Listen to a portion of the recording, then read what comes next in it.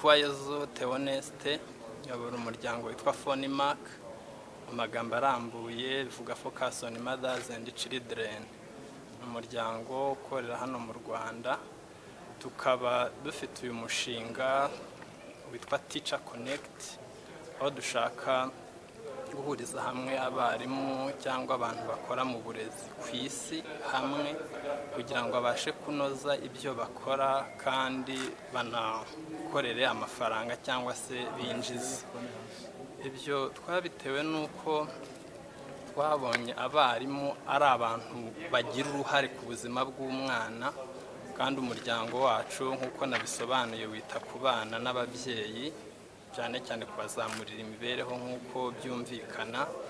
Noneho dusanga muri ibi bihugu cyane cyane biri gutera imbere abarimu bafite ubushobozi bwo kwinjiza amafaranga budahagije, kandi dusanga nanone ibi bihugu byacu ku mafaranga bifite bitashobora kubazamurira amafaranga yabo ngo bibahembe amafaranga ahagije. Turateza tuba bati abarimu ni benshi, twareba ukuntu twakwishakamo ibisubizo kandi binyuze, ndabisubiramo, kandi binyuze mu mirimo yacu.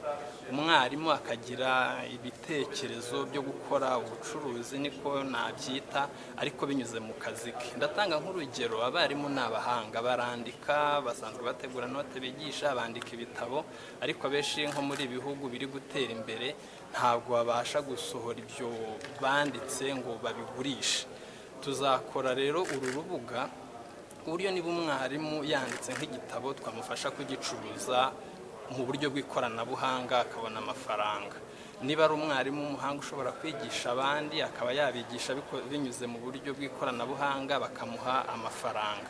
Ushobora gukora imirimo wenda mu ndimi z'amahanga bita consultancy bikozwe mu buryo bw'ikoranabuhanga, ku buryo ashobora gufasha umuntu uri mu kindi gihugu bategeranye. Aho ngaho niho turi kuvuga tunakangurira n'abarimu iyi poroje zagende basanga haba hari hano mu Rwanda, haba ari na mu bihugu bindi byo ku isi, kuko ubu tumaze kugera nko mu bihugu 10.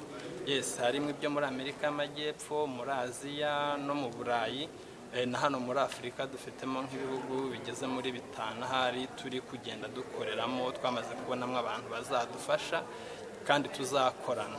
Ubwo nagira ngo tubyumve neza ko ari ikintu gikomeye gifite imbaraga dukurikije uko dushaka ko cyaba, kugira ngo abarimu bahurire hamwe, bafashanye, basobanurirane mu kazi kabo, bakora ibintu byiza kurushaho, kandi bagire n'amahirwe yo kuba babigeza ku bantu benshi, ababigura babigure, n'umwarimu nabashe kubona ikisumbuye ku cyo yinjizaga buri munsi, kandi anakora akazi keza kanoze, cyane cyane akoresheje ikoranabuhanga nk'uko leta z'ibihugu byacu ziri gushaka gushyira ikoranabuhanga mu burezi no mu yindi